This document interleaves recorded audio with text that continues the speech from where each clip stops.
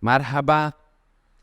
Hoje nós queremos falar sobre os 6 pilares da fé islâmica. Muitas vezes as pessoas confundem essa questão, porque se ouve muito sobre os 5 pilares da prática islâmica. Todo muçulmano precisa declarar sua fé, fazer as rezas ritualísticas, jejuar no mês do Ramadã, fazer as contribuições financeiras e a Meca uma vez na vida. Isso tem a ver com a prática da fé islâmica. Agora, todo muçulmano precisa crer em 6 fundamentos basilares. Ou seja, toda a fé muçulmana pode ser resumida, ou ela está sustentada em 6 colunas fundamentais. São 6 pilares, não da prática, mas da fé islâmica. O vídeo das 5 práticas da fé islâmica já está disponível aqui nessa playlist, e agora nós queremos falar nesse vídeo sobre os 6 pilares da fé islâmica. Primeiro vídeo sobre a prática diz o que todo muçulmano precisa fazer. Nesse vídeo nós queremos responder a pergunta: o que todo muçulmano precisa acreditar, independente se ele é sunita ou xiita, independente se existam algumas variações pequenas nessa compreensão, mas deixar de acreditar em um desses 6 pilares é deixar de ser muçulmano. Se inscreva no canal, se você puder curtir esse vídeo também, divulgar para alguém que pode se beneficiar de alguma forma, assim você ajuda no nosso trabalho e na nossa causa. Pois bem, vamos lá. Primeiro pilar fundamental, primeira crença que todo muçulmano precisa ter é a crença em Deus, ou a crença na unicidade de Deus. É importante a gente lembrar que a palavra para Deus em árabe é Allah. Muitas pessoas pensam que essa seria uma diferença, uma outra divindade. E é óbvio que, dependendo da perspectiva da religião, esse ser divino vai ter características diferentes. Mas em árabe, não há outra palavra para a gente denominar a divindade monoteísta. Ou seja, os cristãos chamam o seu Deus de Allah, os muçulmanos também. E Allah, dependendo da perspectiva cristã-muçulmana, possui contornos diferentes, obviamente. Então, muitas vezes nós vamos usar aqui o termo Allah, o termo Deus, mas não veja isso como se fosse algo distinto ou diferente. Como em inglês é God, em espanhol é Dios, em árabe é Allah.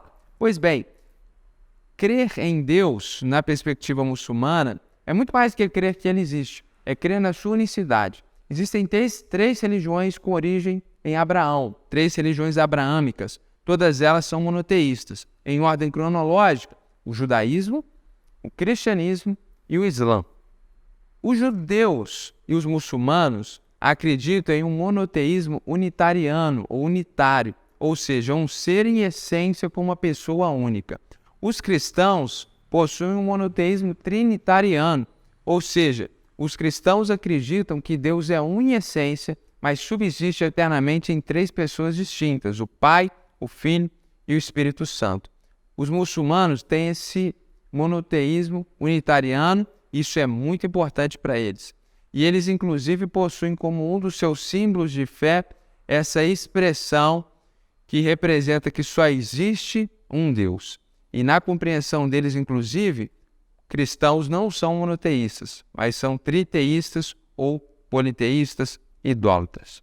A veneração a Maria no romanismo contribui muito para isso, inclusive. E até é comum muçulmanos comuns, populares, confundirem a Trindade e colocarem Maria no lugar do Espírito Santo. O segundo pilar da fé islâmica é a crença nos anjos. Crer que existem seres espirituais. Para eles existem os anjos, seres criados da luz. Existem também os demônios, que são seres da maldade, criados do fogo.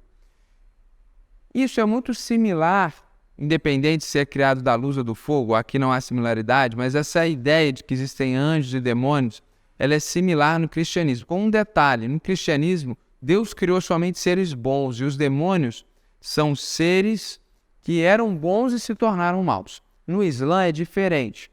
No Islã, esses seres, eles foram criados do fogo, eles foram criados com um caráter mau, com um caráter ruim. Já os anjos já foram criados para o bem.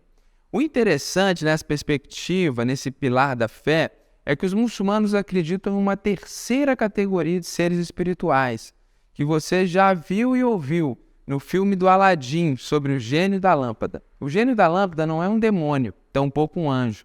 O gênio da lâmpada está nessa terceira categoria espiritual da perspectiva islâmica, que são os djinns.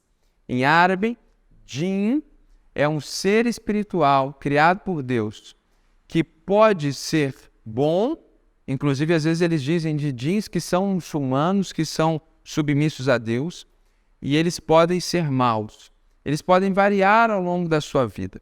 Esses djinns, na tradição islâmica, foram usados por alguns profetas em batalhas e deram vitórias para esses homens.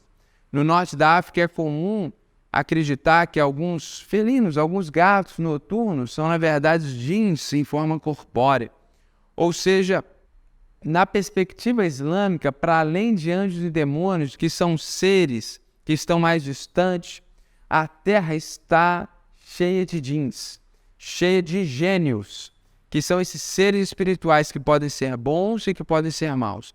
Lá no Marrocos, por exemplo, existe uma tradição que diz que você não deve jogar água fervente no ralo, porque os gênios habitam aquele lugar. E quando você joga água fervendo no ralo, eles podem sair e fazer algum mal para você.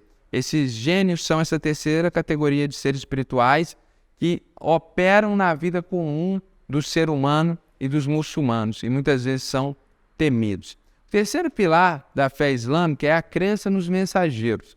Eles acreditam que existem profetas enviados por Deus ao longo da humanidade, e alguns desses profetas são mensageiros, são apóstolos, depende da tradução.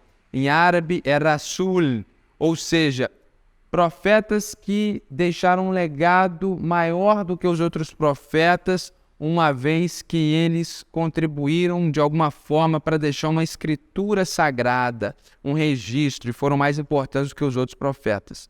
O mais importante de todos eles no Islã é Muhammad, é Maomé. Ele é considerado o selo dos mensageiros, dos profetas, ou seja, o último deles para a humanidade. É interessante perceber que para muçulmanos, muitos dos profetas cristãos são profetas. Muitos profetas que estão na Bíblia também são profetas no Islã. E até alguns que na Bíblia são personagens não proféticos, no Islã eles são considerados profetas. Uma outra crença fundamental é a crença nos livros.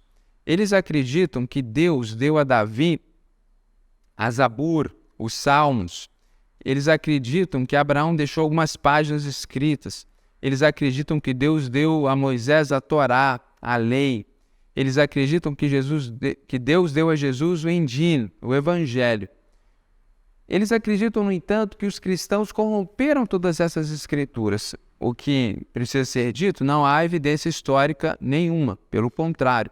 Mas acredita-se, na perspectiva islâmica, de que essas escrituras foram corrompidas. Então Deus envia o último dos profetas, o último dos mensageiros, Muhammad, para trazer um testemunho fiel, que é exatamente o Alcorão. Enquanto ele recitava, isso é o significado da palavra Alcorão, Al-Quran, a recitação, seus discípulos e seguidores anotavam e depois foi compilado e temos o livro que temos hoje. Ou seja, muçulmanos acreditam que existem trechos da Bíblia que são sagrados. Não acreditam em toda a escritura, porque eles acreditam que parte está corrompido. Mas é interessante perceber isso, que muitos muçulmanos acreditam que sim, existem partes inspiradas por Deus na Bíblia. Chocante para quem tem aquela ideia de que todo muçulmano odeia e quer pôr fogo em toda a Bíblia. Por outro lado, o livro deles, eles acreditam que Deus preservou de forma plena e perfeita. O que aqui, naturalmente, está uma incoerência. Por que Deus não preservaria outros livros que ele revelou? Preservaria somente esse último. Mas o objetivo nesse vídeo não é problematização, mas é informação. Pois bem, além da crença nos livros, existe a crença muito importante no juízo final. Todo ser, inclusive demônios, inclusive djinns, serão julgados junto com os seres humanos no dia do juízo final. E uma expressão muito importante dentro do Islã é que Allah é soberano no dia do juízo. Existe um sistema legal muito específico, muito certo. Boas obras, más obras, o indivíduo vai ser pesado na balança. E na justiça perfeita de Deus, ele ia julgar cada indivíduo. Algumas coisas contribuem para que a balança das más obras pesem mais, como, por exemplo, ser politeísta. Algumas coisas contribuem para a balança das boas ações, como ir a Meca uma vez na vida. Pois bem, para além disso, existe uma crença muito forte que Allah é soberano.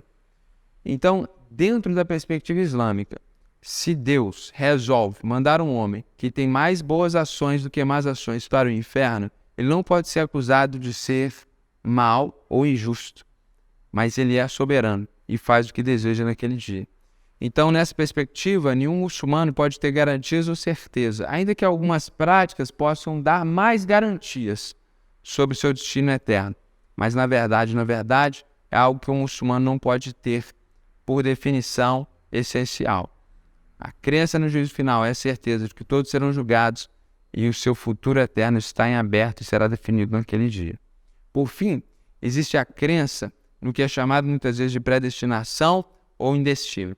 E assim como entre os cristãos, existe uma discussão muito grande sobre a soberania de Deus e a liberdade humana, e vocês possuem cristãos calvinistas e monergistas que enfatizam a soberania de Deus, sinergistas e arminianos que enfatizam a liberdade humana, assim também todo muçulmano vai dizer: nós cremos na predestinação e no destino. Frases como maktub, está escrito, existem por causa dessa crença. Agora, muçulmanos vão divergir sobre o que isso significa exatamente. Então nós temos muçulmanos que se aproximam dessa perspectiva da soberania de Deus cristã, que coincide com a liberdade humana. Você vai ter aqueles que acreditam em um fatalismo total e completo, onde nós teremos expressões dentro do cristianismo maniqueísta, considerado herético nos primeiros séculos do cristianismo. Você vai ter, por outro lado, alguns que afirmam essa soberania de Deus, mas asseveram muito mais a liberdade humana. Ou seja, nesse quesito, teólogos muçulmanos vão divergir bastante. Mas, certamente, essa ideia do destino, da predestinação, é muito mais presente numa comunidade islâmica do que em qualquer outra comunidade religiosa ocidental. Então, é muito comum a expressão maktub, é muito comum essa ideia de que tudo já está escrito, é muito comum a ideia de destino, e é muito comum e forte a expressão inshallah, ou seja, se Deus quiser, na ideia de que Deus é soberano sobre todas as coisas, Ele já determinou tudo, existe um destino, só vai acontecer algo se Deus quiser. É comum encontrar pessoas com enfermidades terminais muito serenas e tranquilas, descansando nessa fé da predestinação, sabendo que o destino já está traçado por Deus. Não é uma fé que leva eles a uma prostração existencial, mas um descanso pacificador. Isso é muito interessante. Então, ser muçulmano é crer em Deus, em anjos, em profetas, em livros sagrados, no juízo final e na predestinação. Se você tiver qualquer dúvida sobre isso, porque a gente está fazendo um vídeo muito resumido, pode colocar aqui nos comentários que eu vou tentar responder com o maior prazer. Se não é inscrito ainda, se inscreva no canal. Um forte abraço para você.